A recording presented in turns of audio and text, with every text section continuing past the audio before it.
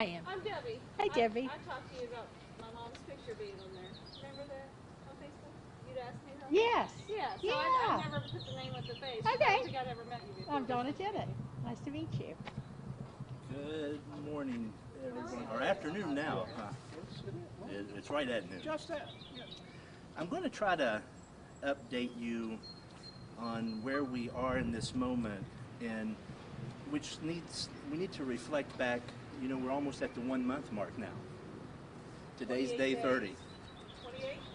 Today's day 30. Day 30. Yeah. Yeah, tomorrow will be the 1 month mark since we had our first positive case. So looking back behind us, the original number of people that tested positive, it was 33 overall. And the breakdown of that, 21 residents, 9 Sundale employees, and 3 Odyssey staff. That should get us to 33.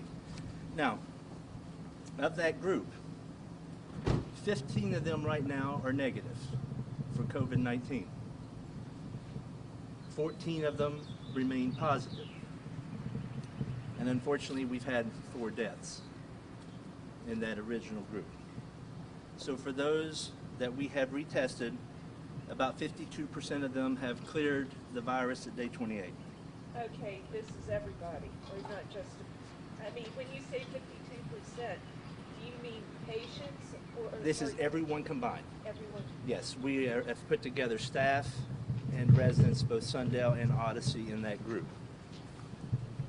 And the reason we decided to combine that information is that it didn't seem to have any rhyme or reason to which population cleared for it first, whether it was the young people without comorbidities or the older folks who had significant comorbidities. And just for the purposes of data, we combine them together because they're clearing at similar rates. Okay. Now let's fast forward to where we are today. Since our initial screening, we have added 3 staff that were positive, and that's throughout the entire time. And we've had 3 residents that we have added to our positive total. So that takes us to a total of 39 positives. And the breakdown of that is 24 residents and 15 staff. Now let's bring it all together. That we still only have 4 deaths. There's one, we rescreened our positive unit yesterday, our isolation unit, and the randoms throughout the building. One of those tests are still pending. 13 of those tests were positive. I'm sorry, how much? 13. 6 of them were negative 13 positive for patients? for patients. And 6 of those were negative. And there's 1 that's pending. That should get us to our count of 24. So again, that's 4 deaths, 13 positives, 6 negative, and 1 pending. So those numbers reflect the addition of the 3 people along the way for residents. Does Now, that include, Dr. Trainer, does that include the positive from Thursday that was reported? this is residents. So Okay. now we're going to staff. Okay, sorry. Okay. We have a total at this point of 9 staff that are negative. 1 of those results are pending from the rescreening yesterday. And we have 5 staff that are positive. That does include that individual from Thursday. And so those are all the numbers from the beginning and the initial cohort to where we stand today with any new cases that we have added. The next thing we should talk about is retesting and responding to the governor's mandate to retest all employees and staff. We've continued to work with the county health department and both health systems in town to get that off the ground. And I don't know the exact process yet of what that will look like. We have several options on the table. We're working out those details now. What I do feel comfortable sharing is I feel very confident that we have a process worked out where all employees and all residents in the nursing home can be rescreened by the end of this week. We will not be rescreening the isolation unit again because we did it yesterday. So it will just be the other 4 or 3 remaining wings of the building. And you don't have those results back yet from those ones that you did? They were included. There's just 2 that were pending. 1 staff, 1 resident, that we don't have those results back. Now, they could have come in the last hour, but when I last looked, we did not have those back. So that's really my, there's some questions about the process of how we would accomplish this. I'm not sure that we have any questions about that. We have a process moving forward to get everyone screened. The question that I have been asked that you may want to know the answer to is, well, what happens when people refuse? It's going to be our position that anyone involved in direct patient care would undergo rescreening, period. Obviously, if families of someone that's here or the patient themselves does not want to be rescreened and they're not showing any worrisome signs, I think they have that right. So when I say rescreening for everyone for the purposes of being accurate, it is everyone who will consent. We don't have that authority to force people to the recommendation, but we are strongly encouraging it. What dangers does that pose, though? Someone says no, and they have the potential of infecting God knows how many people. Right. That's a very valid question, and so let's break that down into several parts. Oh, I just asked, like, if someone doesn't consent to being rescreened, like, that has the potential of impacting so many people, what do you do then? Sure. What is important for all of us to realize is that we have to use some discretion through this process. The screening that we do this week is good for that moment in time. We know that COVID lives in this building, and every day anyone who comes through this door is at a repeat risk. And so it's going to, I agree that the concept of rescreening everyone, I understand where that's rooted, but it is a snapshot in today. And then tomorrow and the next day and the next day, it's not very useful for us. I think for those individuals that we have to use the same processes that we're currently using, and that is maintaining temperature checks at the door. Theoretically, the processes we have in place, even if someone was positive, if they are doing the correct hand hygiene, wearing the proper gear that we are requiring, they shouldn't be able to transmit to someone. So I think we're going to have to remain very vigilant about our screening process and who we let in, and when people have symptoms, sending them out. And that's my answer, because even those people who consent and subject to the test this week, well, the next day or the next day, that might not be very useful information. So we're going to, I know there's been a lot of rhetoric over the last week or so around nursing homes and suspicion. Our position has always been to get accurate information out there and be as transparent as we can possibly be. And I'm sure there's ways we could have done it better. I'm just not aware of what those would have been. So I hear those concerns. I hear what's going on in other areas of the state. I think it's important for us to reassure our families and our community. We will continue to be transparent. All the information that we have, we are getting that out there to you as timely as we possibly can.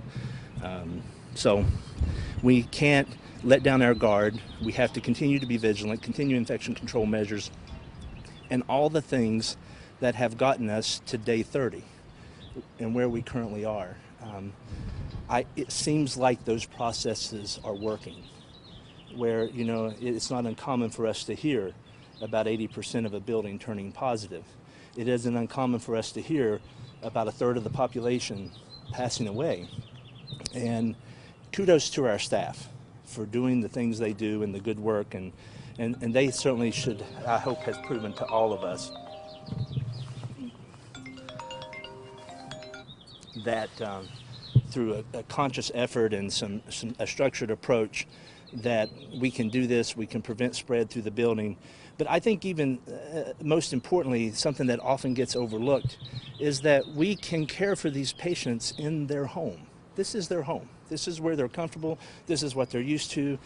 If you were to ship them to the hospital or somewhere else, we see things with like delirium and worse outcomes.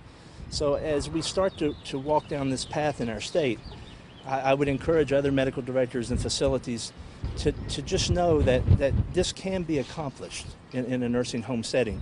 You're able to provide care for these people, and with the correct protective measures, you can also protect the remainder of the population.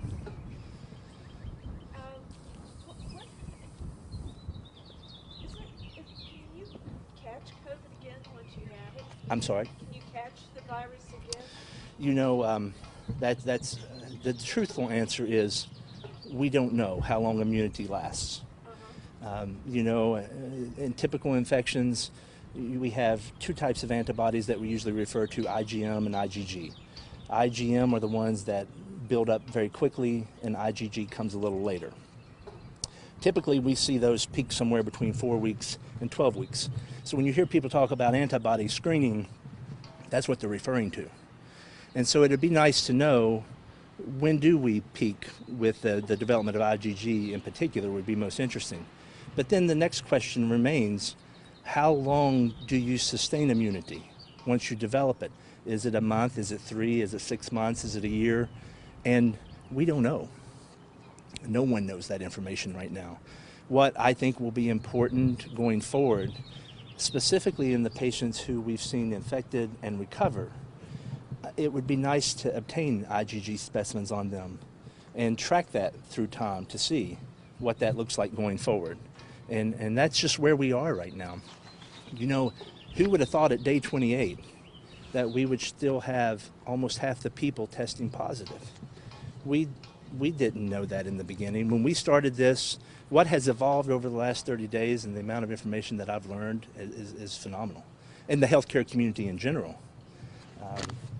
So the answer you don't want to hear is that we don't know. When you develop immunity, how long are you protected? Can you get reinfected? That's information that's going to come to us over the course of the next year or so.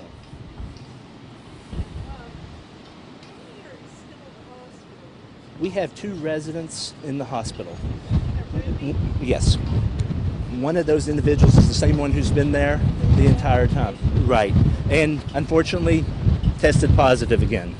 And then there was a lady who had developed a concerning rash. We weren't sure if it was a vasculitis picture or if there were some other things going on. We transferred her out for a workup, and she is stable. She is very stable. And we anticipate that patient to come back soon. She has a COVID positive, yeah. This dementia patient, is this the same one that had retested positive after 14 days? This is now day 28, and that same patient's positive. Yes. I mean, half of our patients are positive, okay, essentially, at 28 days. Now, again, what does that mean? Is the question you may, we don't want to be an alarmist, and I'm not sure that we know exactly what that means. I don't want to minimize it. I don't want people, I've heard some people make the comment, well, we don't know if that's just bits of the virus that continues to shed, and maybe that person's not infectious anymore. And that's true. That's a very valid statement. But the fact is, we don't know. We need to treat these people as though they could still be infectious.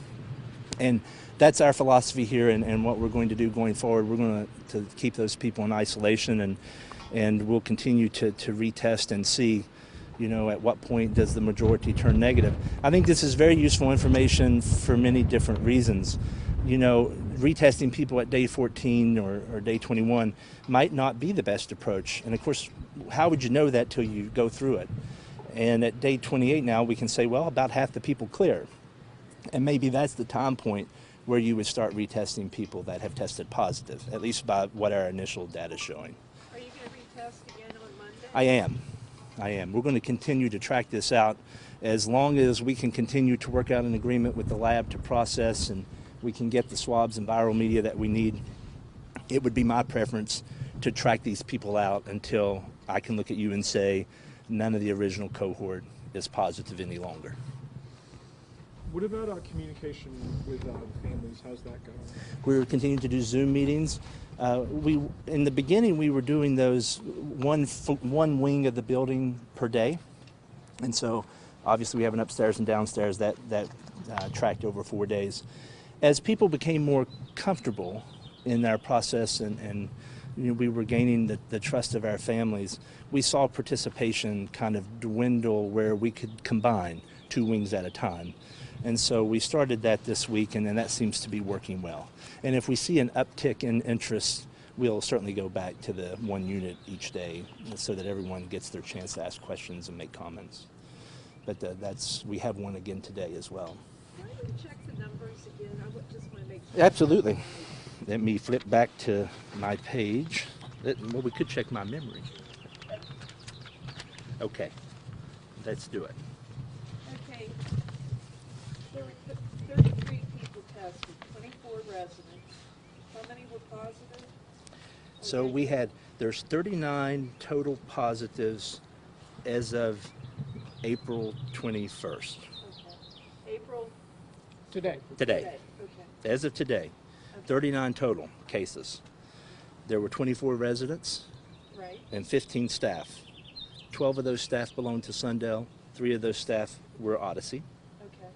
And so that's sort of the overall numbers. Okay.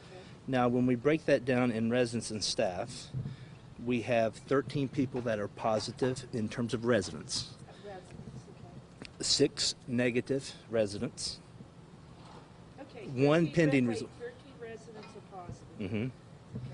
6 negative, Okay. 1 result was still pending, Okay. and we've had 4 deaths. Right. That should get us to 24 for the resident side. Okay. Now, on the staff, 9 staff are negative. Okay. 1 of those results is pending, and 5 were positive. That includes everyone from the beginning through today. Okay. Good. All right. Anything else you care to add? Again, we need to show our appreciation to our staff and the community, and both health systems have been tremendous to work with. That's another thing I would share with all medical directors of a long-term care facility going through this is develop a really good relationship with your local hospital system, and the Mon Health Department they've been wonderful. I wouldn't have wanted to go through this without their support. So I just wanted to give some shout out to those people who've been with us. There's nobody at risk of passing away from COVID right now? Is that possible? In this moment, I want to say no. I don't want to say no because I feel like that creates bad juju. But no, everyone on our COVID unit in isolation is doing very well. And the 2 folks that are at the hospital are also very stable. And both those folks are at Ruby, right? They are. And could you just confirm for me when that 4th death was? Yes, so we had a death at day 12, day 16, day 19, and day 26. It was on Saturday. Okay. Yeah. And who is this individual? This was someone that was here that had dementia and several other comorbidities, 85 years of age. Thank you. Thank you. That's it? Okay. Thank you. you all. All right, bye-bye. Do you have any questions?